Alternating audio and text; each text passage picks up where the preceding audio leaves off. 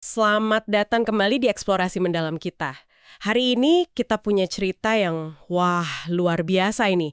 Tentang gimana ide-ide yang awalnya dianggap gila atau loon shots gitu ya istilahnya. Betul, loan shorts. Nah, ide-ide itu justru jadi penentu kemenangan di Perang Dunia II. Kita sering mikir kan, perang itu ya soal jumlah tentara, strategi di lapangan. Kekuatan militer fisik gitu ya. Iya, tapi ternyata ada perang rahasia lain, perang inovasi teknologi di laboratorium, di ruang rapat. Gak kalah penting. Perang pikiran bisa dibilang. Bisa jadi, sumber kita kali ini buku Loon Shots. Misi kita nih, mau bongkar gimana Amerika Serikat yang awalnya sempat ketinggalan gitu ya. Sempat tertinggal cukup jauh malah. Nah, gimana mereka bisa balikin keadaan lawan teknologi Jerman Nazi? Bukan cuma karena punya ilmuwan hebat loh, tapi karena cara mereka ngelola ide-ide radikal itu. Gimana sih caranya ide gila ini bisa benar-benar menangin perang? Menarik ini. Kita mulai dari situasi genting di awal perang deh, tahun 1939. Jerman kayaknya nggak terhentikan ya waktu itu. Betul sekali. Di tahun 1939 itu, keunggulan teknologi Jerman emang kelihatan banget. Mereka punya U-boat, kapal selam jenis baru yang, wah, efektif banget ganggu jalur suplai sekutu di Atlantik. Iya, sering dengan soal U-boat ini. Terus, angkatan udara mereka, Luftwaffe, itu mendominasi langit Eropa. Dan yang lebih bikin merinding lagi, ilmuwan Jerman baru aja nemuin fisi nuklir. Visi nuklir, pemecahan atom itu.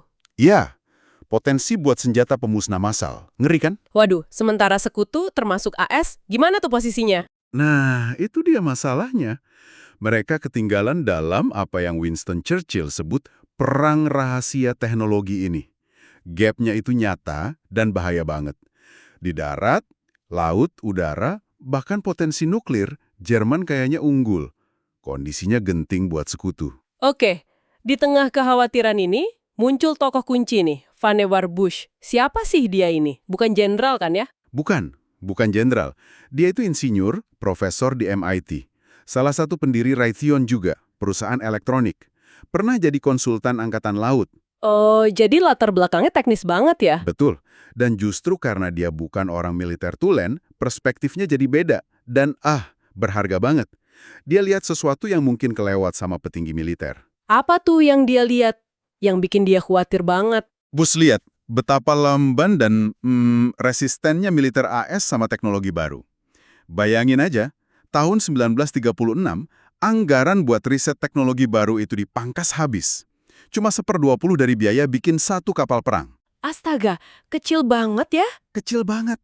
Mentalitasnya masih fokus ke infanteri bawa senapan dan bayonet. Ilmuwan sipil sering dianggap remeh, dicap damn professors. Profesor sialan gitu. Ide-ide mereka sering dicuekin.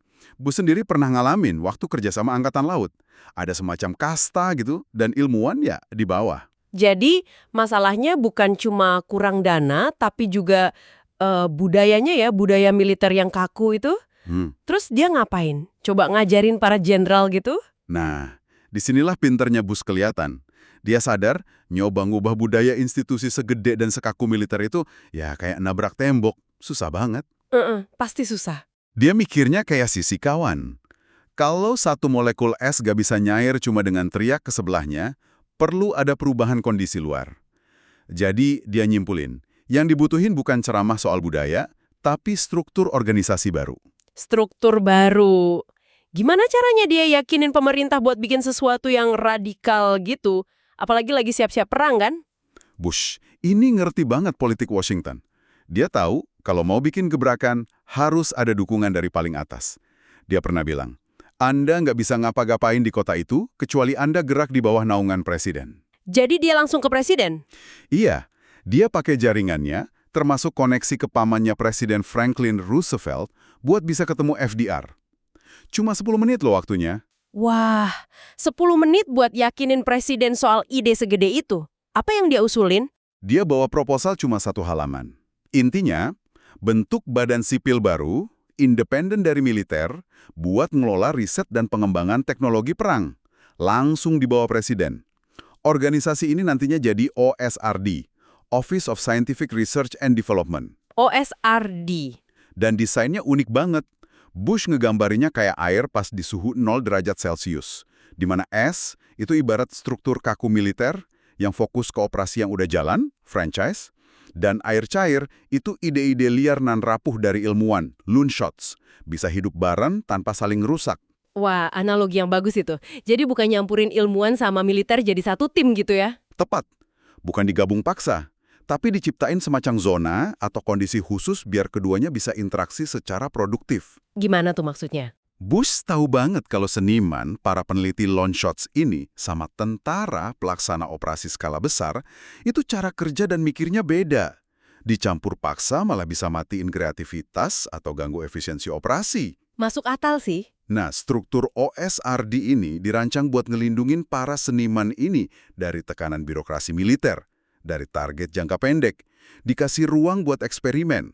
Tapi OSRD juga punya mekanisme buat mindahin ide-ide bagus ke tentara buat dikembangin dan diterapin di lapangan. Time Magazine bahkan sampai ngejulukin Bush sebagai jenderal pasukan rahasia ilmuwan. Keren ya, pasukan rahasia. Oke, strukturnya udah ada nih. Sekarang gimana loonshots ini beneran bekerja? Mungkin kita lihat contoh paling terkenalnya. Radar. Saya dengar nemuinnya juga agak unik ya. Iya, kisah radar ini contoh klasik loonshots. Teknologinya sebenarnya ditemuin nggak sengaja tahun 1922 oleh dua insinyur Angkatan Laut AS, Taylor sama Young. Gak sengaja gimana tuh? Mereka lagi nguji alat komunikasi radio baru, nyebrangin sungai Potomac. Terus mereka heran, kok sinyalnya keganggu tiap ada kapal lewat? Dari situ mereka sadar, pantulan gelombang radio ini bisa dipakai buat deteksi objek dari jauh. Wah, penemuan hebat. Pasti langsung dikembangin dong sama Angkatan Laut. Nah, sayangnya enggak. Mereka sih nulis memo, ngusulin potensi buat deteksi kapal musuh dalam kabut atau malam hari. Tapi ya gitu, nasib loonshot awal, idenya dianggap kurang praktis, aneh, terus ya terkubur aja di tumpukan berkas birokrasi Angkatan Laut bertahun-tahun. Ya, sayang banget ya. Iya. Butuh orang kayak William Dead Egg Parsons, perwira yang pikirannya maju buat ngedorong terus biar ide ini hidup lagi bertahun-tahun kemudian. Jadi di AS awalnya dicuekin. Kalau di negara lain gimana? Inggris misalnya? Di Inggris ceritanya agak beda, dan ironis malah. Pengembangan radar di sana justru kepicu gara-gara desakan publik.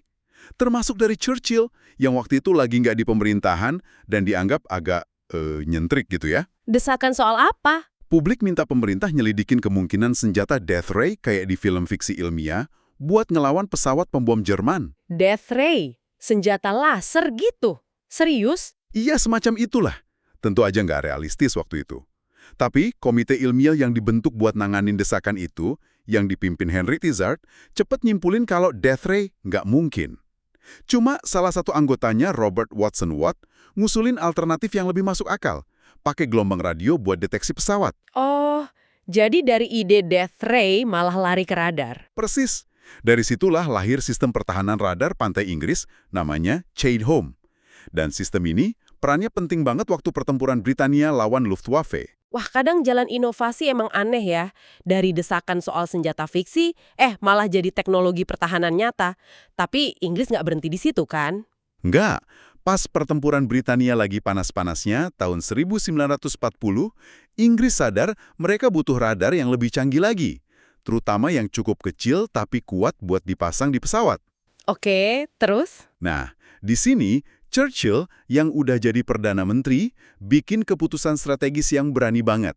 Dia ngizinin misi Tizard pergi ke AS buat nge-share semua rahasia teknologi militer Inggris, termasuk penemuan paling berharga mereka, magnetron rongga atau cavity magnetron.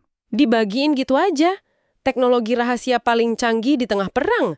Gak bahaya tuh. Dikasih ke siapa di AS? Resikonya gede, tapi mereka butuh bantuan AS. Mereka kasih teknologi itu ke sekelompok ilmuwan sipil yang kerja di lab rahasia di Tuxedo Park, New York.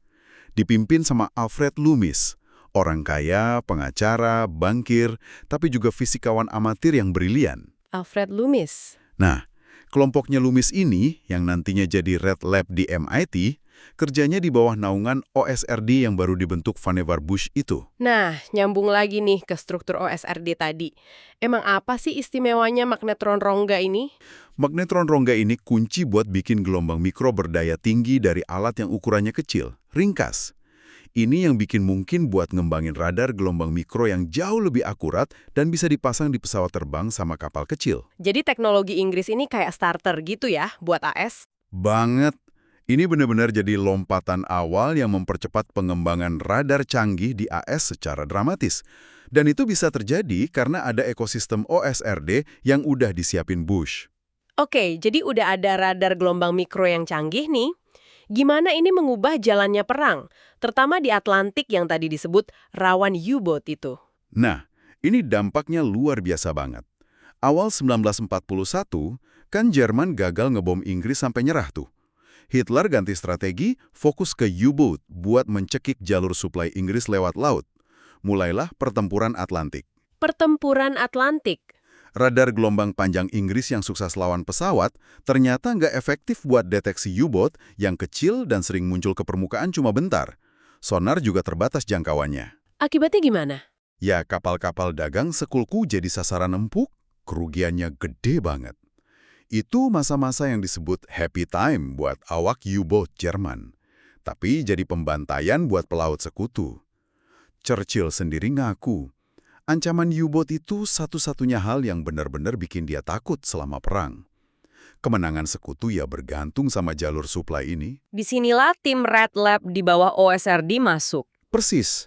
Karena ada struktur OSRD yang lindungin mereka dari tekanan jangka pendek dan ngasih sumber daya cukup, timnya Loomis di Red Lab itu berhasil ngembangin radar gelombang mikro yang ringkas dan kuat buat pesawat patroli sama kapal perusak.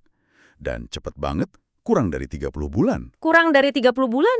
Buat teknologi serumit itu cepat sekali ya? Fenomenal kecepatannya. Dan apa kemampuan radar baru ini? Bisa ngapain aja? Kan dari jarak jauh banget, siang atau malam, nembus awan tebal sama kabut. Ditambah lagi teknologi pendukung kayak MAD, Magnetic Anomaly Detector, yang bisa deteksi anomali magnetik kapal selam di bawah air. Wah, lengkap ya. Lengkap. Tiba-tiba aja, U-boat yang tadinya kayak hantu pemburu, jadi mangsa yang gampang dilacak. Hasilnya pasti langsung kelihatan dong di Atlantik. Dramatis. Bener-bener dramatis. Cuma dalam 90 hari, antara Maret sampai Juni 1943, total tonase kapal sekutu yang ditenggelamin U-boat itu anjlok 95%. 95%? Iya. Dari puncaknya 514.000 ton di bulan Maret, jadi cuma 22.000 ton di bulan Juni. Ini titik balik yang absolut. Gak bisa ditawar lagi. Luar biasa. Gimana reaksi Jerman? Pasti kaget mereka. Panglima U-boat Jerman, Laksamana Karl Donitz, sampai nulis di buku hariannya, dengan nada ketir gitu ya, musuh udah nemuin metode lokasi baru. Kita kalah di pertempuran Atlantik. Udah, U-boat gak lagi jadi ancaman strategis. Dan dampaknya ke perang secara keseluruhan? Jalur laut jadi aman. Jutaan tentara dan bertonton perlengkapan bisa ngalir ke Inggris buat persiapan invasi D-Day ke Normandia setahun kemudian. Tanpa kemenangan lawan U-boat yang dimungkinkan oleh radar ini, invasi D-Day itu mungkin gak bakal terjadi atau setidaknya bakal jauh lebih sulit dan mahal. Jadi radar ini bukan sekedar alat bantu biasa ya, tapi kunci strategis banget. Apa dampaknya cuma di Atlantik aja? Oh, jauh lebih luas. Radar pengeboman bikin pesawat sekutu bisa nyerang target industri dan militer penting di Jerman siang malam, cuaca apapun. Ini melumpuhkan kemampuan perang Jerman secara signifikan. Di Pasifik, radar ngelindungin kapal induk AS dari serangan udara Jepang. Oke. Bahkan senjata balasan Hitler, bom terbang V1, yang dia klaim nggak bisa dihentikan itu, berhasil dilacak dan ditembak jatuh massal berkat sistem pertahanan udara yang dipandu radar. Termasuk pakai proximity fuse, sumbu picu jarak, satu lagi produk OSRD yang cerdas banget. Nggak perlu kena target langsung, cukup deket aja udah meledak. Wah, jadi banyak banget ya kontribusi OSRD dan lone shots kayak radar ini. Nah, setelah perang selesai, gimana nasib OSRD dan gagasan Bush ini? Bush nggak berhenti di situ. Dia tahu OSRD itu struktur masa perang, nggak bisa permanen. Tapi dia pengen momentum riset ilmiah ini lanjut terus buat perdamaian. Dia nulis laporan visioner ke Presiden Truman yang baru, judulnya Science, The Endless Frontier. Science, perbatasan tanpa akhir. Apa tuh inti pesannya? Intinya, Bush bilang kalau riset ilmiah dasar yang didorong rasa ingin tahu tanpa target aplikasi langsung itu pemacu utama kemajuan teknologi. Vital buat keamanan nasional, ekonomi, kesehatan masyarakat. Jadi nggak bisa cuma ngandelin swasta gitu ya? Tepat. Dia negasin kalau riset dasar ini nggak bisa cuma ngandelin industri swasta, yang fokusnya kan keuntungan jangka pendek, atau cuma dari filantropi. Perlu ada dukungan pemerintah federal yang terstruktur dan berkelanjutan. Dan laporan itu didengerin, berpengaruh. Sangat berpengaruh. Laporan itu jadi semacam cetak biru buat sistem pendanaan riset nasional AS setelah perang. Walaupun nggak semua rekomendasinya diadopsi persis, laporan itu mengarah ke pembentukan National Science Foundation, NSF, dan naiknya pendanaan federal buat riset dasar di universitas secara besar-besaran. Dan hasilnya, ya banyak banget terobosan di berbagai bidang setelah itu. Menarik banget ya, gimana pendekatan struktural Bush ini warisannya panjang. Tadi Anda sebut Bush misahin seniman sama tentara. Ada contoh lain nggak di luar konteks perang yang pakai prinsip mirip gini? Ada. Contoh menarik dari dunia korporat beberapa dekade sebelumnya. Theodore Vail di perusahaan telepon AT&T. Awal abad 20, Vail ini mewarisi AT&T yang lagi susah. Banyak saingan, citranya jelek karena layanannya nggak bagus. Terus dia ngapain? Vail punya visi gede yang waktu itu kedengerannya kayak loonshot juga. Bikin orang bisa telepon lintas benua dari New York ke San Francisco. Wah, jauh banget ya untuk ukuran waktu itu. Jauh banget. Dan buat nyampe ke sana, dia sadar butuh terobosan fundamental di sains dan teknologi transmisi suara jarak jauh. Ilmunya aja belum benar-benar dipahami waktu itu. Mirip Bush dong ya, butuh sesuatu yang baru. Vail bikin struktur baru juga. Betul. Vail ini secara intuitif ngerti perlunya misahin riset radikal dari bisnis hari-hari.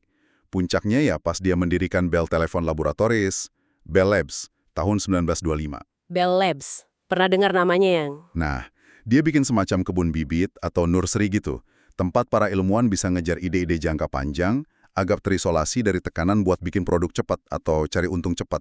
Dikasih kebebasan intelektual. Jadi dia misahin juga seniman peneliti di Bell Labs dari tentara, pekerja operasional di jaringan telepon AT&T. Persis. Dia nggak nyoba ngubah budaya seluruh AT&T jadi lab research, ya nggak mungkin lah.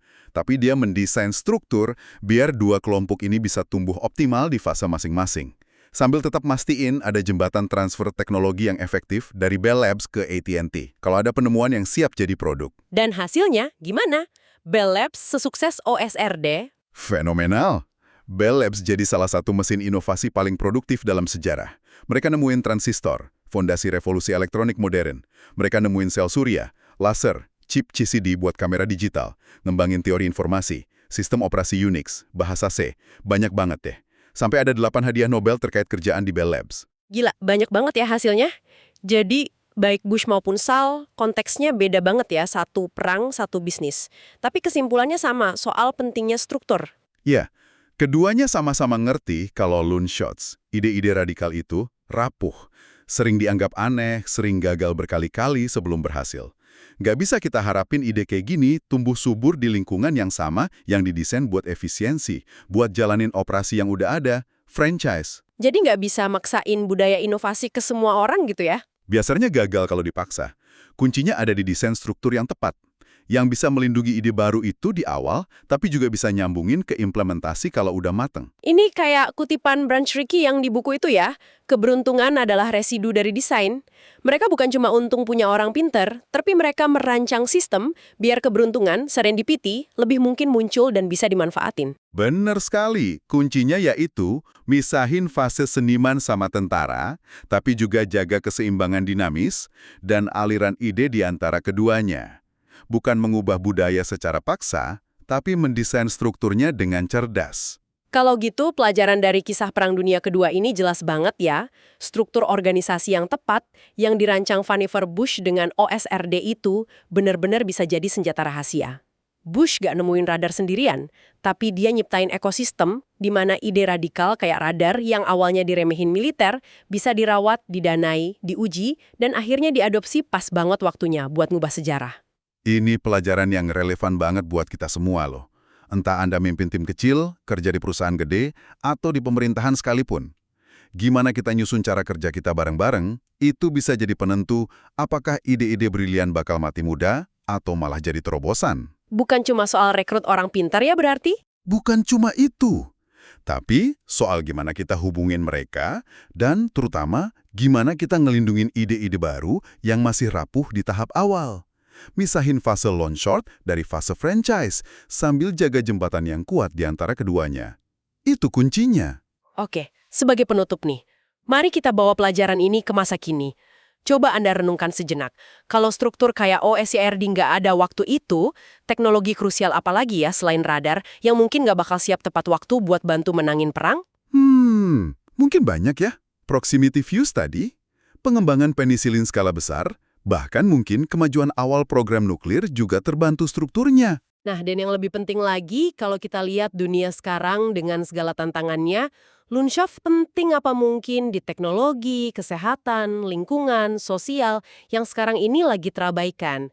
Atau mungkin gagal berkembang cuma gara-gara kita belum punya struktur yang pas buat nampung, ngelindungin, dan nganterin ide liar itu jadi kenyataan. Pertanyaan bagus buat direnungkan. Terima kasih sudah menyimak eksplorasi mendalam kita hari ini. Sampai jumpa di kesempatan berikutnya.